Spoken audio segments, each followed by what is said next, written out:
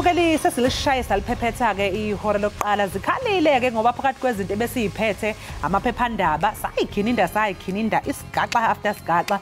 Wembukeli uyazi ngeweekend khona oke wathi ufonela ubaba wengane yakhe emtshela ukuthi ingane ayinabi isikholosa. Wavele wathi ubaba hayi nama nginayo into yokuphuza ngiyaphuziswa lapha engikhona. Manje ke naye mangabe womile akatshela abangani bamphuzise. Kodwa ingane nje kuningi it's a lot. Ingane bethuna. Hayi ke Mbukeli masiphinde sibhotise sibulise kubo bonke ababukeli bethu. Ngoku ke siphakathi ezikithini senqubo nalapho ke siza kuthi siqhubeke siniphakela sinikisela ke kulovimba wethu ngenjongo zokuqinisekisa kuba nisoloko nisazi ngako konke okusinqungileyo. Mandinganirhalisi ke nazi indaba.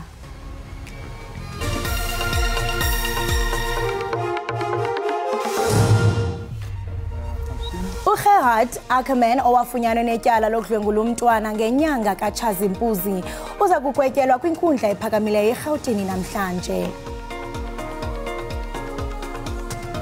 Umengameli uCyril Ramaphosa uthi amazwe amahlanu enhlangano iBRICS azobhunga ngokwengezwa kwabanye amazwe kule nhlangano ngesonto elizayo.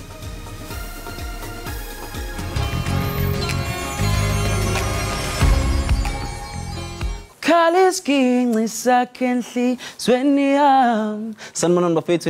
is your boy Mtutu and you're watching Ekhaya Jikelele, where we give you Izindaba, we give you music and we give you entertainment. Bafethu, please stay tuned from Mondays to Fridays. Sibangene sithi kelangalinyeke kolunga konke shwe.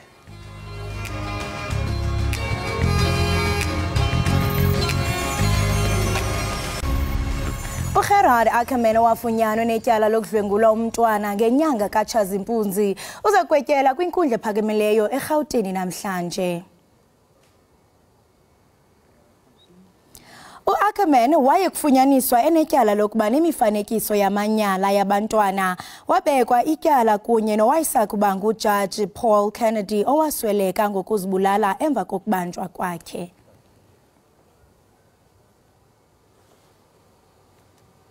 Kulindeleke ukuthi umbuso ubize omunye ufakazi ecaleni lokubulawa kaSenzo Meyiwa uma sekuqhubeka namhlanje inkantolo ephakeme ehleli ePitoli.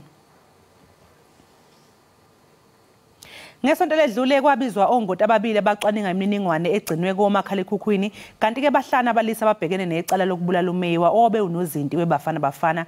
Ngesonto ledlule uElfas Mashawana watshela inkantolo ukuthi imininingwane yatholwa komakhalekhukhwini babantu ababesendlini kubulala uMeyiwa ayizange iguqule yize kunjalo ke wehluleka ukuthola imininingwane yabe igcinwe kumakhalekhukhwini kaMufi uSenzo Meyiwa. Ityala lonyawonhle uTimothy Mothoso liyaqhubeka kwinkundla ephakamileyo yeGqeberha ngalentseni. Igqwetha elithethelela okaMothoso liza kuqhuba nokupheka lisophula ingqina le-12 kwityala uVuyiseka noNtlanzi. UNontlazi uxelele inkundla ngoLwesihlanu ngaphambi kokuba imiswe ukuba akakhange anikeze imvume kuwo wonke amatyala ezenzo zesondo atyabe kwawona okaMothoso. Xeshikweni ephekwa isephulo, uDubman uthe uVuyiseka unyanzelisilwe luloyiko nokugrogriswa. uMothoso nabatyholwa ababini uLusanda Sulani noZukiswa Sitho bajongene namatyala ngama-62 nayamane kwizityholo zedlongulo, ukuxhatshazwa ngokwesondo, ukuthwalwa kwabantu kanye nokurhuphiliza.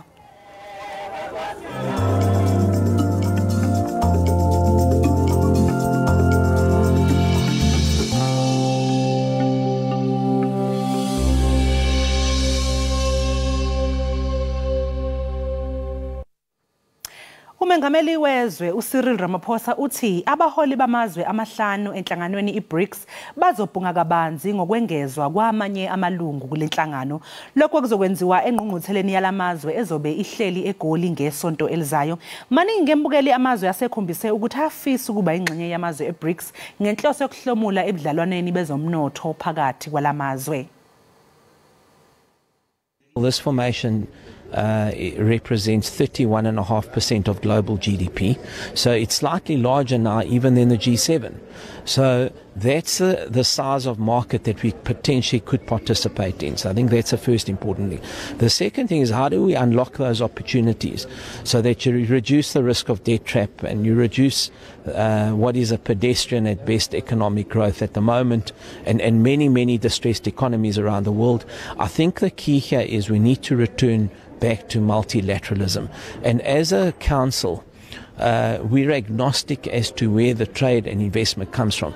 The only criteria for us, so whether it comes from east or west or north or south, the only criteria for us, what represents the best economic, trade, commerce and investment opportunities for our country. And industrialization, manufacturing, post-pandemic recovery are all very important elements, but all underlined and underscored by a need to strengthen multilateralism. There's a concern that we are moving into a more sort of polarized world. As we speak now, close on to 20 or so other countries want to join BRICS, and they want us to admit them into the BRICS family.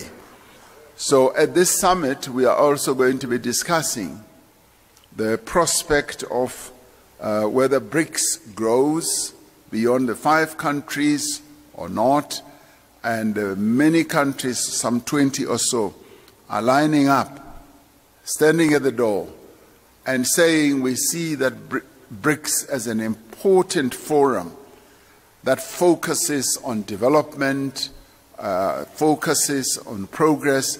We want to join. So we've admitted some into the bank. Now some don't only want to be in the bank, they want to come through the front door and be members of BRICS as well. So we are going to be discussing that as well.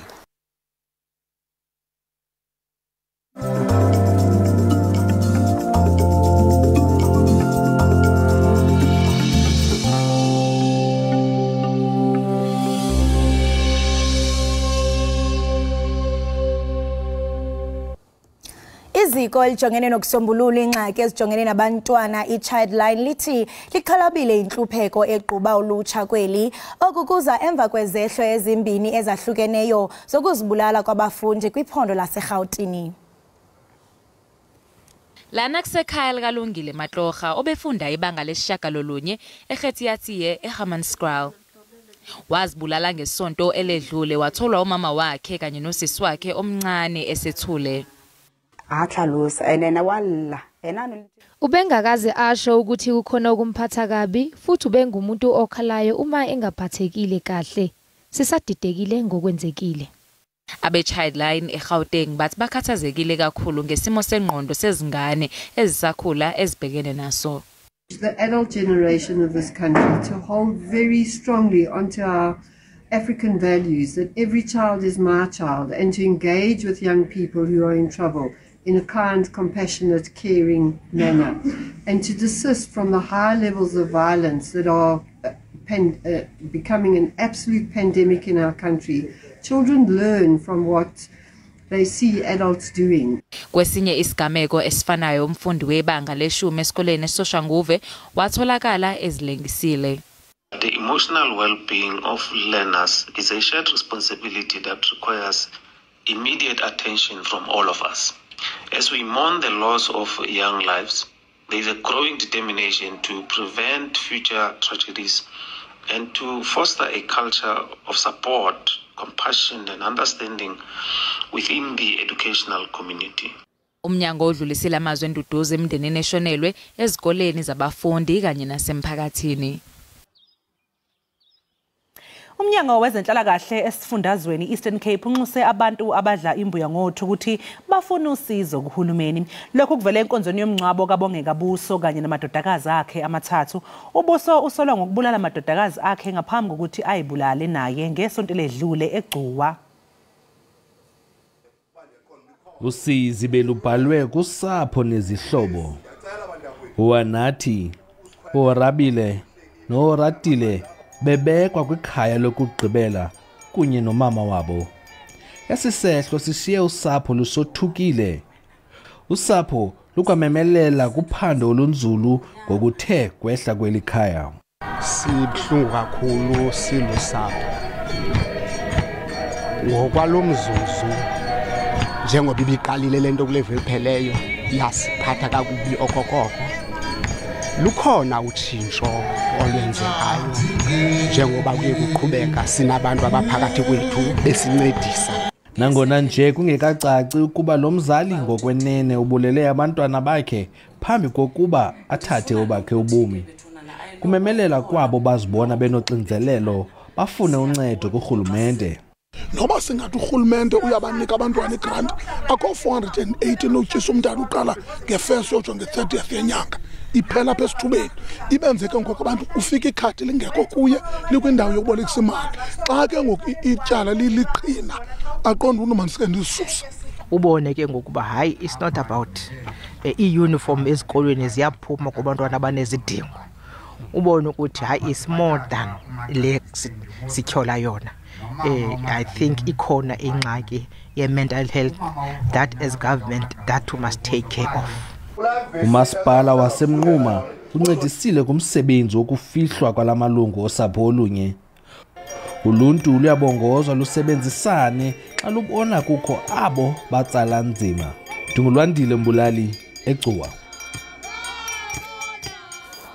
Sithi yalala kuNatasha Joubert oneminyaka engama-26 ubudala waseRhawutini othe wathwesa ke isithaba sokuba nguMiss South Africa 2023 eSunbet Arena ePitoli. Miss South Africa 2023 is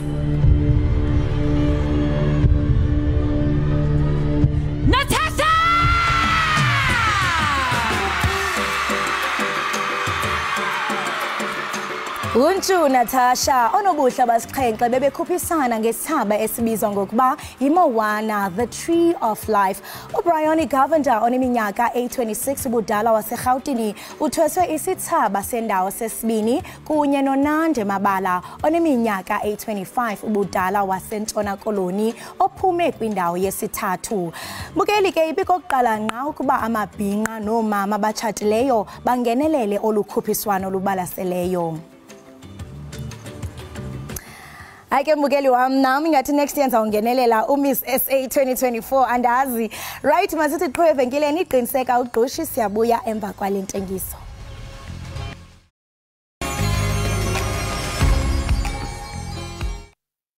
Do you use when you keep your fluffy carpets as fluffy as you want them to be? My name is Mbali Tlapo and I'm a housekeeper. You're going to use a tablespoon of dishwashing liquid, of course your lemon. What does lemon does? It kills bacteria and keep your carpets as fluffy as you want them to be. Half a cup of your rubbing alcohol, aka hand sanitizer that rates from 70% to 99.9%. And your boiling water.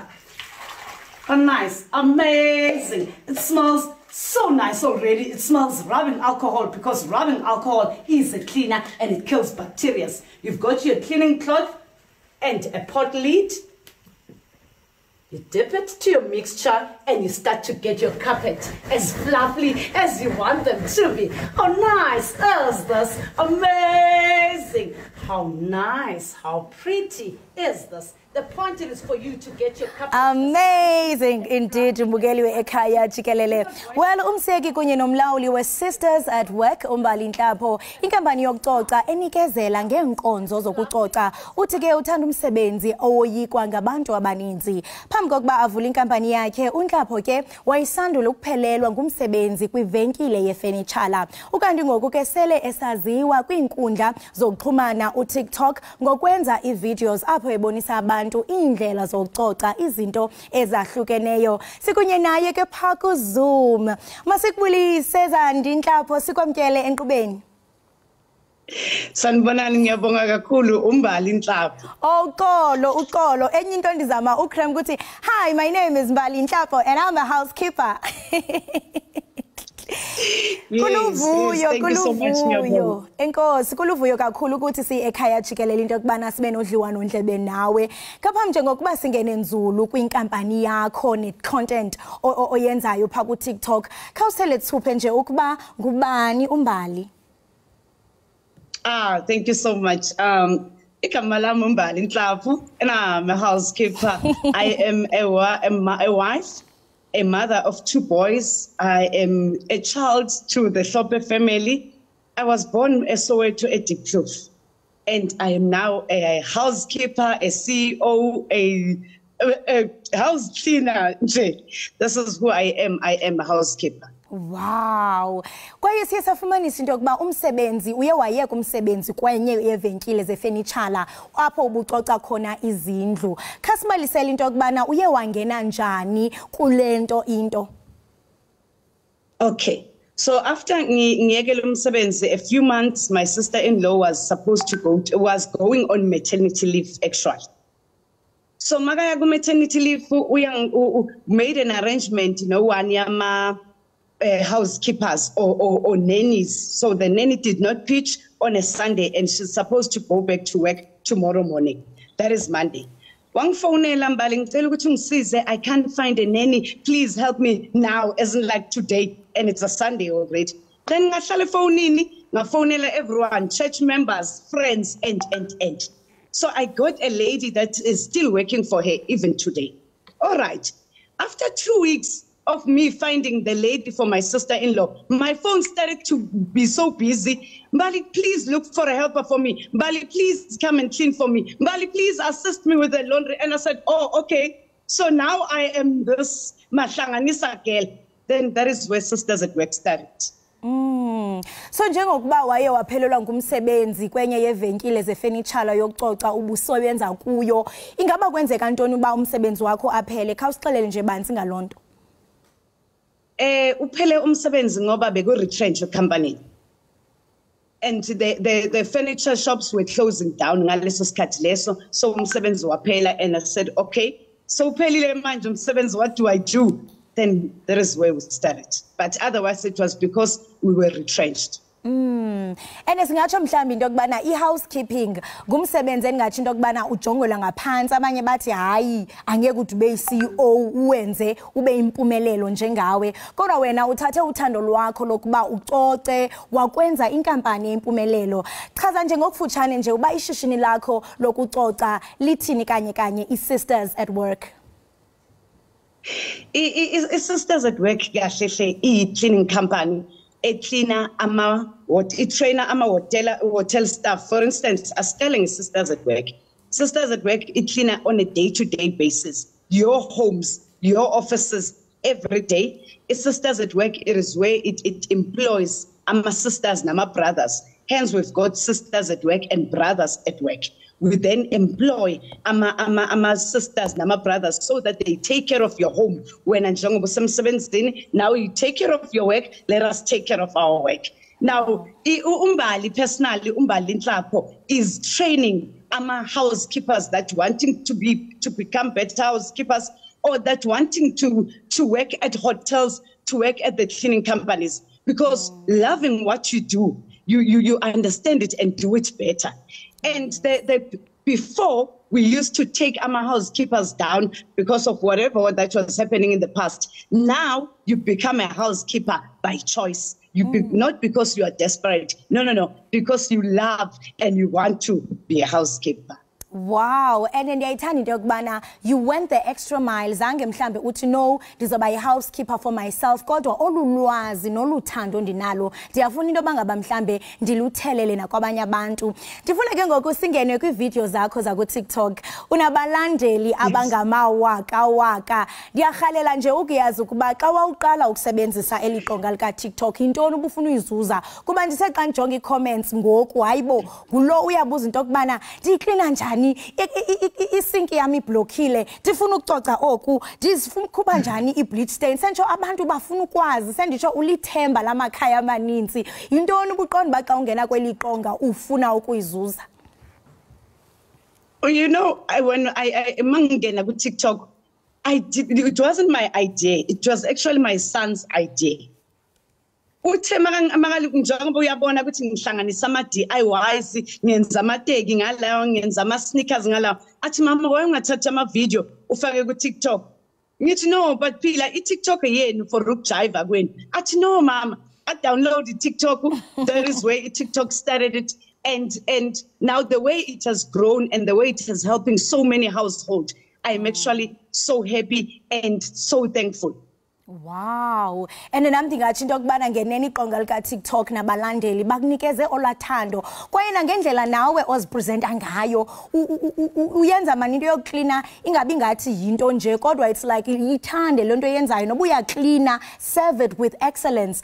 Ukuba mhlawumbe kukhona abantu abafuna ukuxhumana nawe ngenjongo zoshishino okanye omnye ethi hey khawuzontrainela umuntu wami olapha endlini ingathi akenzi zona ndifuna isandla sakho sike sithi okanye nawe mhlawumbe bayafuna into bana ungenelele kulo mashishini abawenzayo bakufumana phi?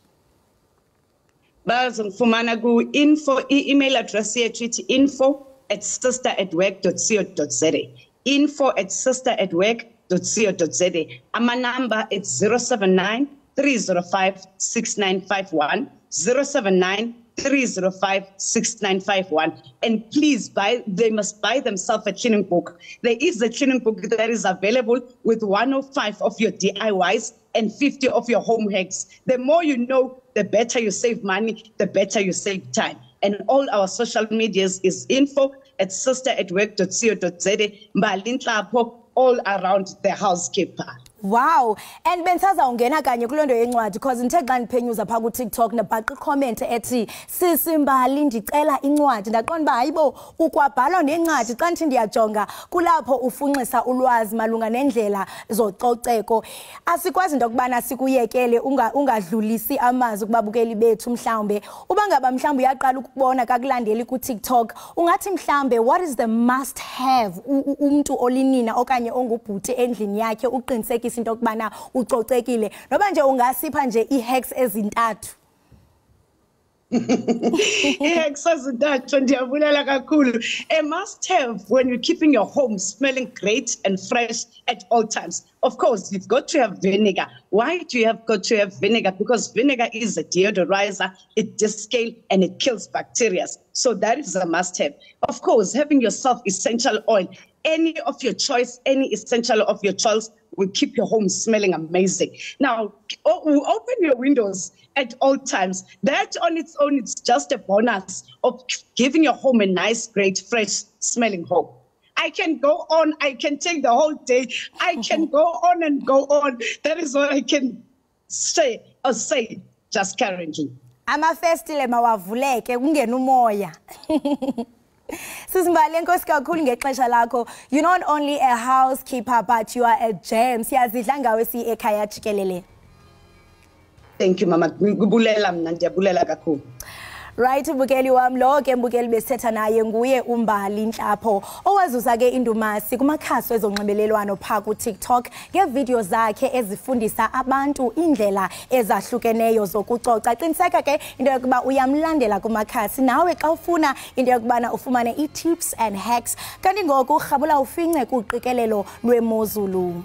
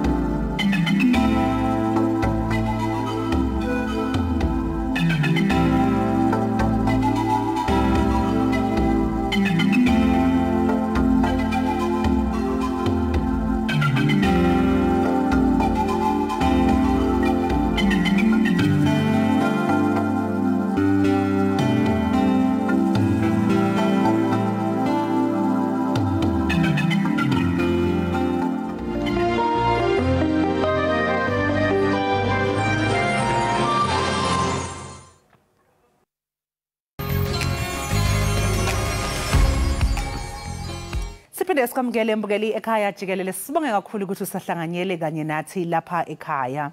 Njengoba nje ezemidlalo ziyingxenye yempilo yansuku zonke, kwabanye ke zigcina ziyindlela yokuyiphilisa. Phezulu kwalokho ziphinde zibambe futhi neqhaza limqoke emphakathini ukuthuthukisa phela ezinye ke inhlaka zomnotho. Konke lokhu kubalula ubumqoka bokuthuthukiswa kwamakhono kanye nenqalasizinda yezemidlalo emphakathini. Ikhula Sunday Sports Development inhlangano kengenza inzuzo eyasungulelwa ukuvundulula nokuhlakuleka amakhono eingane esakhula eindaweni zasemakhaya. Namhlanje ke embukeli isixhumana nomsunguli walenhlangano ngohlelo lwezokuxhumana lokumshayela ke ucingo okuthobela Thoba. Sikubingelele Thobela, sikwamukele Ekhaya Jikelele. Yabulela siyabulisela kuba mameli. Sibonga kakhulu ke ngesikhathi sakho namhlanje kuseni. Thobela, sicela nje uqale usazise ukuthi kungani wakhetha ukuthi usungule lolu hlobo lwenhlangano, yini owabe uhlose ukuyizuza ngayo? Ngumuntu othanda isport isikakhulu, ndiyabathanda nabantwana. Ndikhule ndifunda kwezi izikolo kuthiwa previously previous model C schools. Apho ndandibona khona into yobana kwezaa zikolo we have all the opportunities zobana sidlale isport sizi-express physically, but apho ndikhule khona I noticed into yobana those opportunities zinqabile for abantwana abatsha. That is why saqala ukhula Sunday Sports Development ukwenza into yobana sinike abantwana abancinci the opportunities zokuparticipate kwisport abasithandayo. Wethobela, awagcini nje kuphela ngokugxila ke kwezemidlalo, kepha futhi ke niphinde nicije nezingane nakwezinye ingxenye zempilo. Kubaleke ngani nje ukuhlanganisa isikole kanye nezemidlalo? Kubaleke kakhulu sisi wami because ukuze umuntu akwazi ukuzimela uyayinida imfundo. Sinyanzelekile afunde akwazi ukuzimela xa emdala. Isport ke sibalekile ngoba siyakwazi unika abantwana i-opportunities ubana bakwazi ukufikelela kwindawo kwizikolo eziphakamileyo, bakwazi ukufikelela kwi-tertiary institutions ngenxa yemfundo yabo. So isport kunye nemfundo zibaluleke macala, ayikho ebaluleke more than enye. Ngaphandle kwezemidlalo kanye nezemfundo Thobela, ingabe zikhona yini ezinye ke inhlaka noma ke ezinye ama programs eninawo enicija ngawo izingane? So kule program yethu yo coach abantwana isport kunyanzelekile sijonge into bana batyanjani in terms of nutrition. So through funding esifumanayo siyazama nokuncedisa apho because they come from ifamily ezisokolayo, ngelinye ixesha bayasokola nezinto zokutya. So siyazama ke no supporta through nutrition program yethu as long as sinayo ifunding available to assist. So siyayibona into bana ibalekile into bana umntana makakwazi ukutya okuzamkhulisa, ukutya okuzakunika amandla, akwazi ufocusa kule nto ayenzayo kwisport, akwazi nofocusa naxa eseklasini. Wethobela, iziphi ezinye ke inhlaka enisebenzisana nazo ukuqikelela phela ukuthi izingane zithola ke ukuqeqeshwa okusezingeni elifanele? Ngiyezwa ukuthi ubala nokuthi indaba zo funding njalo njalo, ingabe nisizakala kuphi? At the moment we fund a grassroots youth development. It's an organization based Eastern Cape. I-programs zethu ke siziqhuba eQumrha, eAlisdale kunye nase-Ado, which is the rural communities around the Eastern Cape. We did have a lot of funding a couple of years ago. Sisalindele ke ukuva if sizakwazi now sifumane kwakhona i-funding from iLotto. But our main funder is grassroots youth development, and basinika i-grants on a monthly basis, and it is those grants ezizenza sikwazi ukuqhuba ezi programs zabantwana, sibakhuphe kwenza abahlala kuzo bazoparticipate kwi-competitions zokubaleka. Sinabantwana abarepresenta i-Eastern Province Athletics cross country through the program. Sinabantwana who have just come back from National Rugby Week, amantombazana that just came back from a National Rugby Week at Joburg, and bonke abantwana sibasupporta through the funding esifumana grassroots youth development. Njengoba sike sabalula ke ezemidlalo, ingabe bakhona yini abantu abasemkhakheni wezemidlalo ke enisebenzisana nabo? Sisebenza kakhulu ne-Eastern Province Athletics. There is a local fitness center esebenza kunye nayo apha eBhayi kunye ne-academy ye-coach ye-athletics. So sibambisana kunye nabo bayasincedisa ke ekuqinisekiseni into yobana abantwana bethu kwi-programs ezi-organized ze-sport ezizabanika i-opportunity to progress further, bangapheleli kule community yabo, bacompete at provincial level and at national level.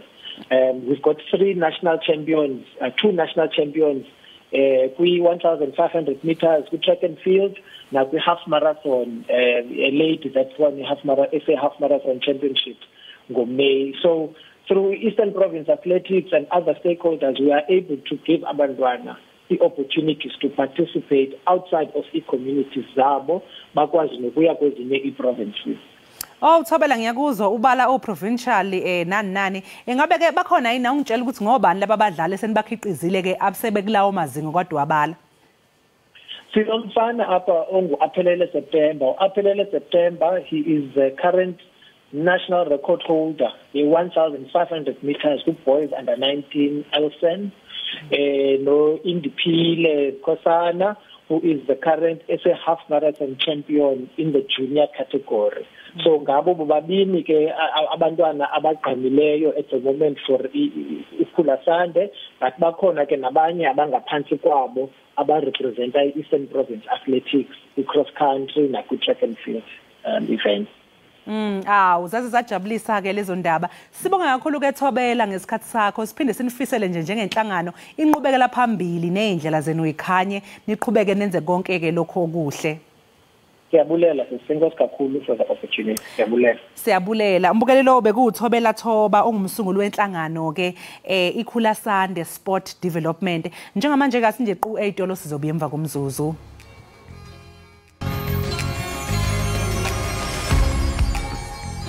Siphinde sikwamkeleke mbukeli Ekhaya Jikelele. Sibonga kakhulu ukuthi ke usahlanganyele kanye nathi lapha ekhaya.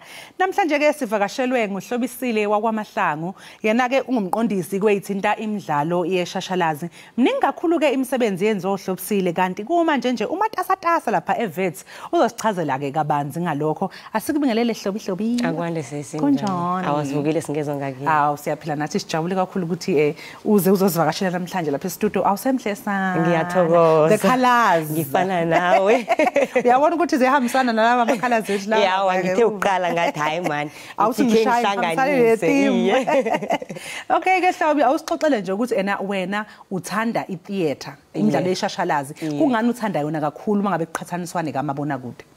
Into engayitsho ukuthi ngiyo indlela mina engifaka enginakho ku society ukuthi kube i society enqonywana okay wabona and into engiyithandako ngechashalazi ukuthi yinto yanje ukuthi umbukeli uhleli lapha nomlingisi naye uhleli lapha konke okwenzakalako uyakuzwa nawe egazini ukuthi ukhona ukuthi urelate msinya khulu ukudlula lokho yana uqale kumabona kude. Manje ngixoxela nje uma ngabeke umdlalo lapha emashashalazini uma kune play umdlalo kwesizihamba uyodlala thatha isikhathi esingakanani mhlawumbe uthi ulungiselele noma uma ngabe unikeza iscript kukuthatha nje how long uthi yabona manje I'm fully prepared? Kuya ngokuthi inyanga mina kimi ilingene. Kuya nokuthi umdlalo ongangani nawo uthatha isikhathi esingangani. Njengomqondisi kuzokuthatha isikhathi eside khulu ngoba nokutlola ngiyatlola ukuthi kosele uqale ukuthi umdlalo wakho ukhamba kanjani ubize nabalingisi bakho nihlale phansi nifunde ke iscript senu nibone ukuthi ningakwazi ukuberekisana. So a month 3 months depending ukuthi umdlalo loyo unjani. Ngiyabona ushayeza ukuberekisana. Manje ngiyabona ukuthi ulimi lwesiNdebele ilona olusebenzisa kakhulu lapha emidlalweni yakho yeshashalazi. Ngabe ngokubona kwakho mhlawumbe ulimi lwesiNdebele liqhakanyiswa enough uma bekuzwa kwezesemashashalazini okanye mhlawumbe khona okunye okungcono sangenziwa? Khona okungcono khulu okungenziwa. Na ungathi uyaqala abekho abaningi abatloli noma abaqondisi abesindebele okungikho lokho engizama ukuthi nami ngithuthukise isikhethu ngokuthi ngitlole ngesindebele begodu imbereko yethu sifake ngaphandle apha ngesindebele ukuze abantu bakwazi ukuthi babone ukuthi nesindebele naso sinokudla man kunalokho esinakho nathi esingakuphosela. Manje maphike nje ama projects osuke wawenza nje njengohlobisile. Unyaka lo ngoMarch bekunemidlalo wami obudlala eSouth African State Theatre obizwa ngokuthi ngumma ongibelethako okhuluma ngobudlelwane bukamma nomntwana nokubaluleka kwakho nokuthi kubanga imiphumela enjani ubudlelwane lobo nabungasi right kubanga imiphumela njani ephilweni bomntwana womntazana nokuthi ngivuselele ukuthi njengabomma nabantwana babantazana sinakekele ubudlelwane bethu begodwa senze isiqiniseko sokuthi siyalungisa imichapho endleleni. Usually uma ngabe ababhali beqala bebhala basuke be-inspire something bese bagqugquzelwe into ethize ukuze bebhale. Manje ngesikhathi ubhala ke lowo mdlalo lowo mayelana nobudlelwane phakathi komama nengane yakhe kwakuyini oyicabangile ngesikhathi uhlezi ucabanga ukubhala lo mdlalo? Shuthi nami bese nginomntwana ngabona ukuthi angifuni ukuthi ngithole mhlambe lapho kungakakhambi kuhle khona nami ngidlulisela kumntwana nami kuthi ukuthi ngabona ukubaleka ukuthi kulungiswe mani nokuthi angifuni ukuthi umntwana nami ngimlimaze ukho wabona naye afike emhlabeni abe umuntu obhalelwa ukuthi az express ngebanga lokuthi uvelelwe ema trauma athize ukho wabona so ngibone ukuthi kubalekile ukuthi sicale indaba leyo ngoba esikhathini esiningi njengomzonsundu asiboni njalo ukubalekile ukuthi umntwana akhule kodwa asiboni ukuthi ngendlela esimkhulisa ngakho ungaba nomthelelo lokuthi uvela njani ephasini nakwabanye abantu. Ikakhulukazi nje ngoba ngiyabacabanga khona abanye baba young mom uthola ukuthi uthola umntwana esasase naye akazi kahle usangumntwana akakwazi kahle ukukhulisa umntwana gcine lokho sekumbangela ke inkinga umntwana ekhula. Mhlawumbe ungathini nje abazali for example ukuthi iyiphi advice ongayisho ukubabonisa ukuthi ba relate kanjani nabantwana babo? Into engayitsho ukuthi bangakuthathi kancane ubudlelwane babo nabantwana babo lababona ngasuthi mhlambe banama trauma noma banama mental health issues angabangela ukuthi bangakwazi ukukhulisa abantwana babo kuhle abakhambe bafune isizo ukuze bavele kuhle ebantwaneni babo bahona ukuthi abantwana babo nabo kusasa babe baholi aba right. Manje ngeke ngamenshina iVets lapha manje lezi ezamashashalazi wayifunda khona eVets? Ngafunda eTshwane University of Technology. Nje I'm furthering my studying a postgraduate diploma in applied theatre. Ngifuna ukuthi ngenze umbereko yokuthi ngingenelele in communities ngisize. I have a passion for youth development so khulukazi ngikho ngiseVets bekodwa kunomdlalo engiyulungiselelako ozokuba ekupheleni kuka September. We are still in the planning stages ezokudlala lapha eVets theatre eMakhaya theatre drama for life nawo loyo uqale khulu abantu besifazane. Yes ngoba bengisazosho njengoba nje sisenyangeni yewomandla mhlawumbe zikhona yini inhlelo noma ke imidlalo ekhona in the pipeline ekhuluma nje ngembokodo? Iye awa kunomdlalo engiwulungiselelako umalukazana engiqophelela phambili khulukhulu ukhuluma ngokuthi njengabafazi fanele sibuyele emandleni ethu wokuba feminine ukuthi singa esikhathini sanje singoba kunezinto eziningi ezenzakalako sibona ngasuthi kosele sithathe indawo yamadoda kodwa into engiyibona ukuthi kunamandla ukuthi sibe babantu abanakekelako isichaba sizokwazi ukuthi sisibuthelele sisakhe ngendlela efanele naturals ngolimi lwesingisi sifudumeza amakhaya ngoba vele balekile ngiyo leyo. Yes hayi ngiyithanda lento oshoyo manje ke Hlobi ungathini nje kumuntu naye osafisa ukuyibona elapha emkhakheni wezeshashalazi imidlalo ke yeshashalazi kanjalo mhlambe nakumabona kude ungama-advisor nje uthini? Into engayitsho ukuthi umuntu azimisele begodi kunentshijilo eziningi ozoqalana nazo uthi ukuthi kosele uyazi into oyifunako begodi uqiniseke ngayo. Uqiniseke ngayo ngoba nawe uqinisekile ngeyakho. Manje ke Hlobi awungitshela ke umuntu mhlawumbe ufuna ukuxhumana nawe noma ufuna ukukuza in one of your plays ukuthi na uxhumana kanjani? Ngingu embellished_MEMBEL1L SHED_M on all my social media platforms. That's Instagram, TikTok, Twitter. Hlobisile Mahlangu on Facebook. Embellished_M. Embellished_M. Ha sibonga kakhulu ke Hlobo ngesikhathi sakho sisi namhlanje sikufisela nje konke okuhle engathi izinto zakho zingahamba ngelayini. Ngiyathokoza kakhulu. Siyabonga kakhulu ke lawo mbukeli bekuhlobisile ke ebesixoxisana naye mayelana neindaba zalapha ematheater kanjalo nako mabonakude. Okwamanje ke mbukela ke sinje qu 8 lo siyabuya emva komzuzwana.